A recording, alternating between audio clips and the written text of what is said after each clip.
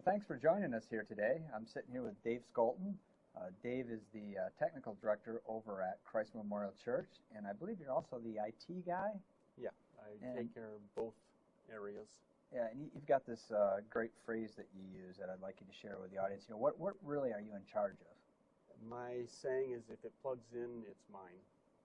Yeah, yep, it ends up that way, doesn't it? Yeah, That's for sure. If it plugs in, people will come, hey, Dave, this isn't working. So you wear many hats in your responsibilities over there. Now, and I know you came from an IT background. Right. So tell me how the IT background has benefited you as you've moved into the audiovisual, technology area.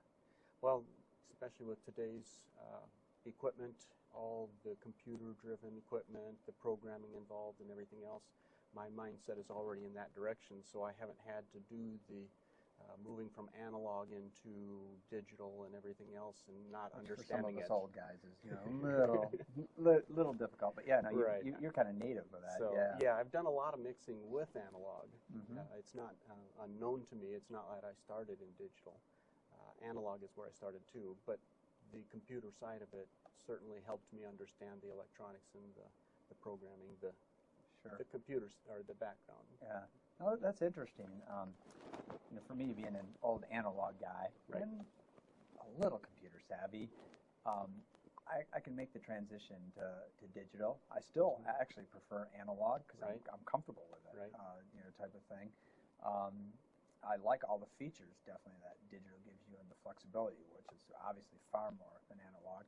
But what would your comment be on the generation that's coming up now and them jumping into a digital board? Is there something missing because they didn't have the analog experience, or doesn't that matter?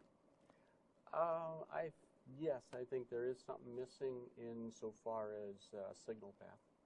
The old analog boards was so easy to tell signal path because you just followed the channel. You just ran right down the channel from gain right on down, and that just made it easy to understand. With digital, depending on the board you have, that's not so visually obvious. Yes. So I think that's probably the biggest thing I would say. And do you see that quite a bit as far as some of your younger guys not understanding signal flow, so they're having a hard time maybe getting an input to the right output kind of thing, or is it just native to them? No, it's not native. But I do have some analog boards and some digital boards, so it gives the opportunity for me to show them on another board. Sure. So that helps. It's understanding where to make the adjustments in the signal path. Too often, when they're starting out, the slider's it. Yeah. You need it louder, you need it softer, they work there. Yeah. Or the opposite, they sit there on the head amp and they'll use that for their volume control. So it affect everybody else in the mix and not realize it. Yeah, exactly. So it's a matter of, by seeing it and being able to explain, okay, here's where it's coming in, adjust it here once, then don't mess with it unless something drastically changes, and then set this at unity and just adjust a little bit for balance. By being able to see it, that helps an awful lot. Sure. Yeah, it's funny you say that. When I'm ever on a digital board, in my mind, I've got like this line diagram. Exactly. Where those things I go. do the same thing. Just because of my background and so forth. In fact, a good friend of mine, Jeff Vandyhoff, said we were working on this digital board that was very poorly designed, very poorly designed. And he said, well, at least we understand signal flow, right? So we can get there, kind of thing. He goes, man, the guys who don't understand signal flow, there's just, kind of no hope. Yeah, exactly. Yeah, and I guess from that perspective, it does what you said about getting a signal from one place to another, input versus output. Yeah, I can see where that would be a problem. Yeah.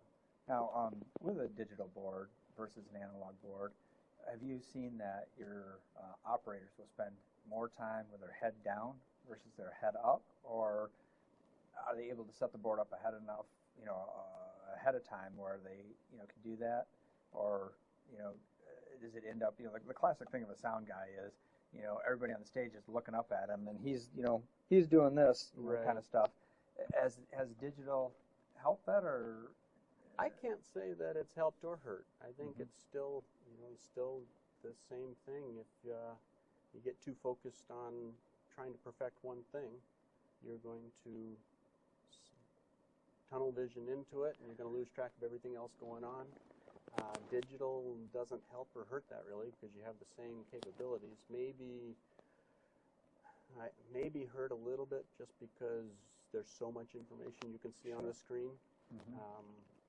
But then maybe it helps because you can see it quicker. Yeah. I don't know.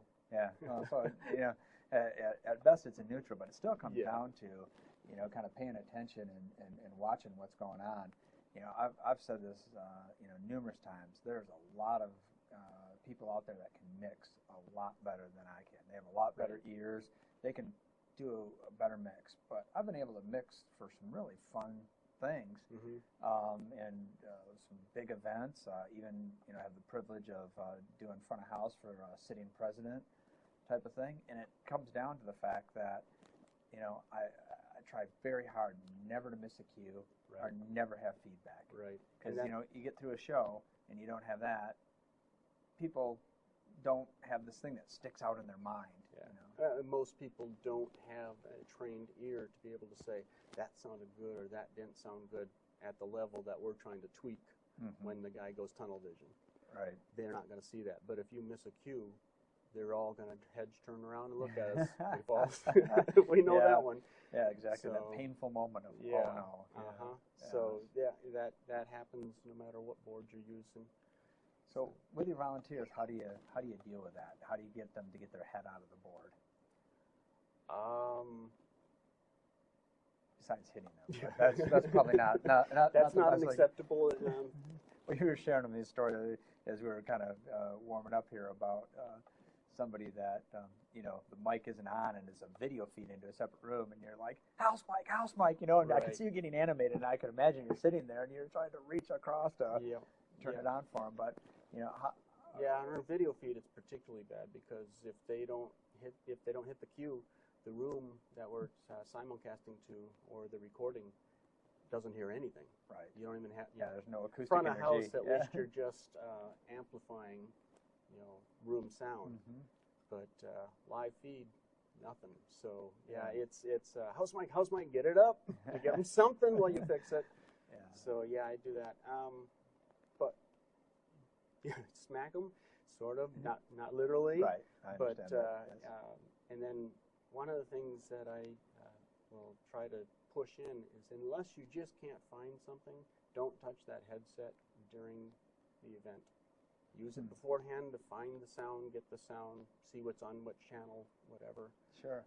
Once the event starts, and like I said, unless you're trying to pick something out, and even then you got to pay attention to what's really going on. That headset's going to eliminate you hearing the full picture. And so things could be going awry and you won't realize it because you're listening to one item.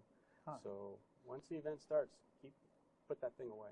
It's interesting you say that, and I kind of smile because back when I was on staff at a church, I took a headphone and broke the earpiece. So all you had was the earpiece, so you had to pick it up. You couldn't put the headphones on. Because of that, guys would put the headphones on, and they were recording for. They were not recording; they were doing front of house, for live sound. And I'm like, live sound, you have to hear what's in the room. You don't need the headphones. So by just giving them the one cup, they could at least go down and check a channel, listen to a channel, that type of thing. But it kept them away from getting distracted off into that, so to speak. So I can't say don't use it because I do. Right. But at the same time, it's exactly what I do. I just quick listen, find it on the channel. It's like I don't hear something. Is there something going on? I'll pick it up and listen to it for a second, see if they're just not playing. Buzz? Where's that buzz coming from? Which channel's that buzz on? So I do use it, and I explain that to the person I'm talking to, the trainee or whatever, the volunteer. But I try to drive into them. That is your enemy for the most part because